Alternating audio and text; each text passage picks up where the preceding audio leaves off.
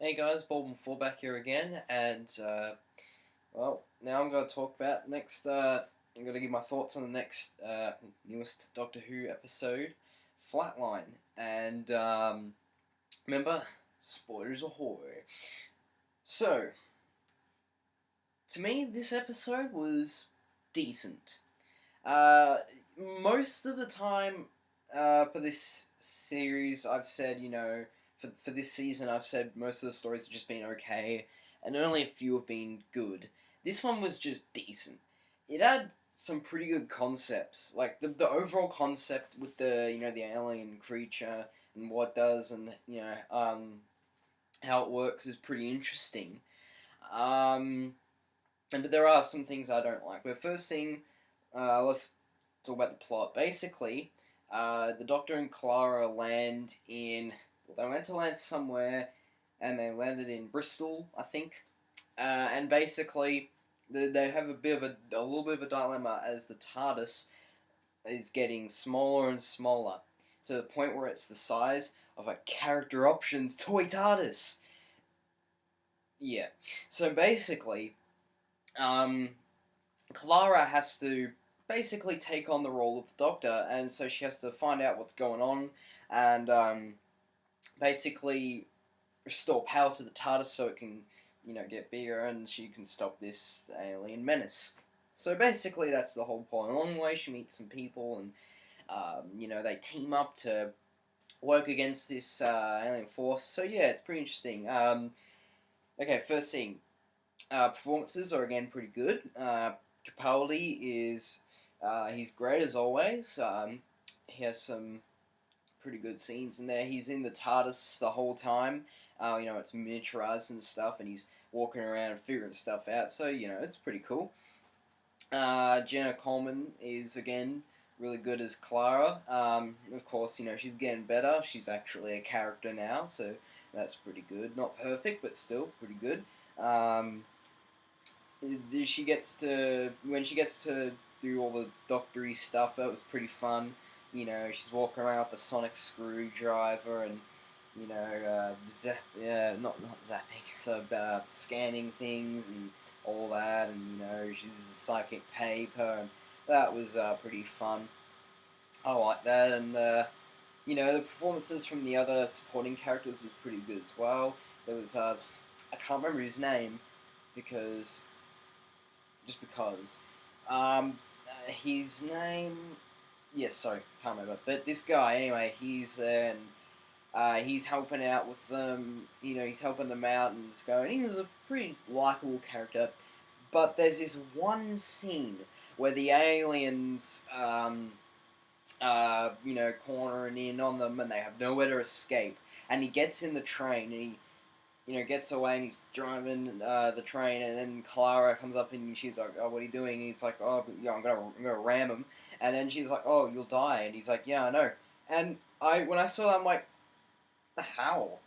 That just came out of nowhere. Like, it wasn't said before that this guy had any, that he hated life or anything. Like, oh, life sucks, or anything, or I guess maybe that wasn't the point, like he was doing it as a sacrifice, but it wasn't built up or anything. He was just like, "Yeah, you're gonna die."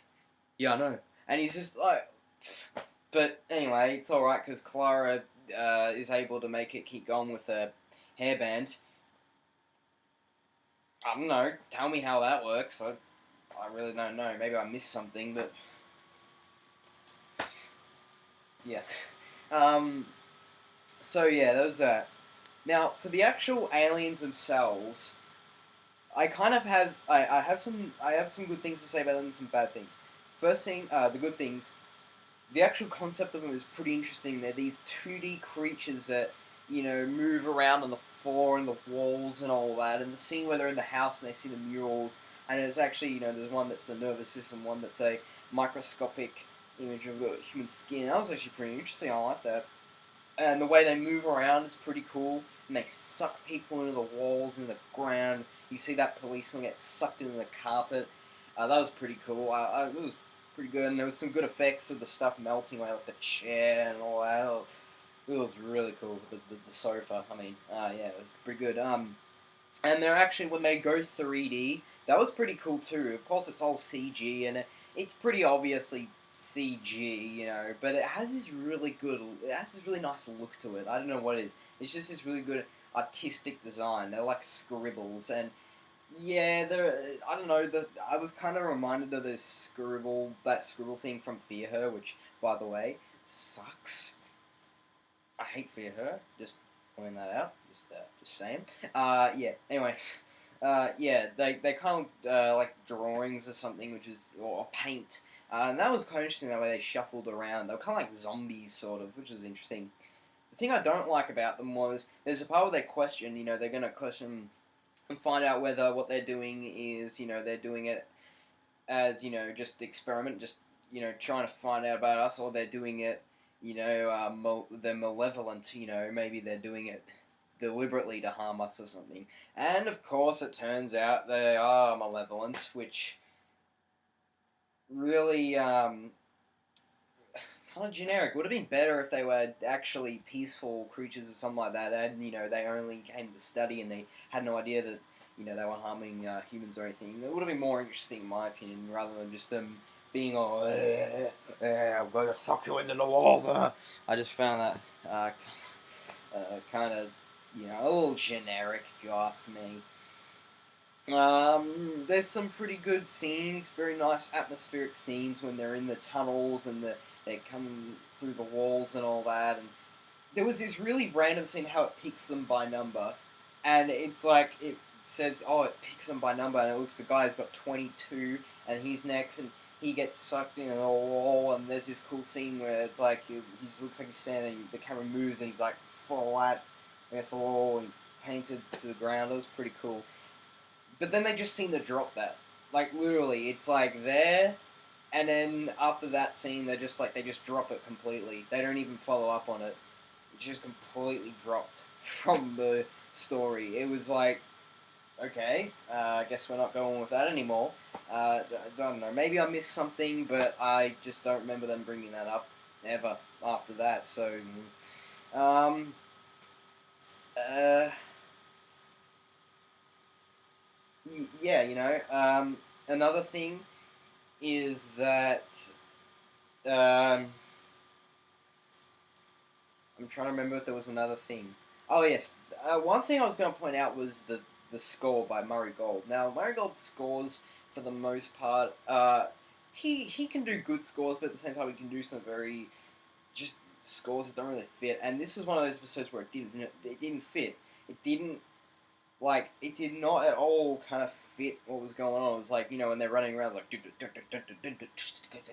was like rave music or something, like, not rave, but it was like techno beats, and it just didn't work for me. Sorry.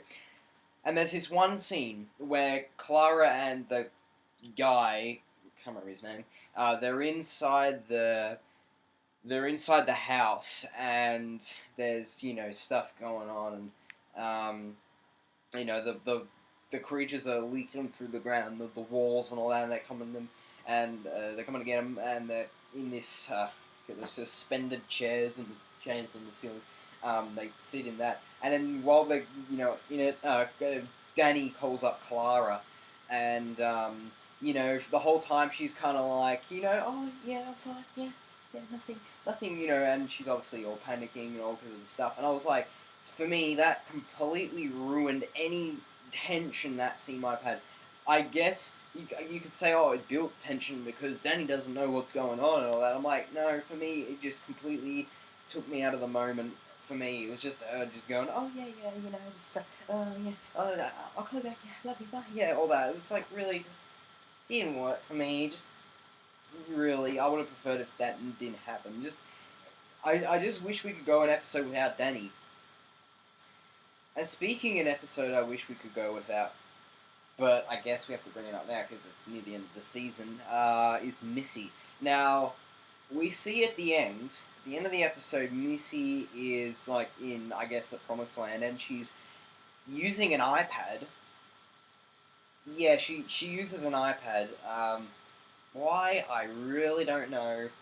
BBC budget cuts, who knows? And then she's looking at Clara, and she's like, oh yes, Clara, I picked or something like that. And then obviously they're going to build up maybe something like maybe Clara, all the stuff with Clara is because of Missy, who knows, but we'll find out soon. So yeah, and next episode is In the Forest of the Night. What do I have to think? What do I think of that so far?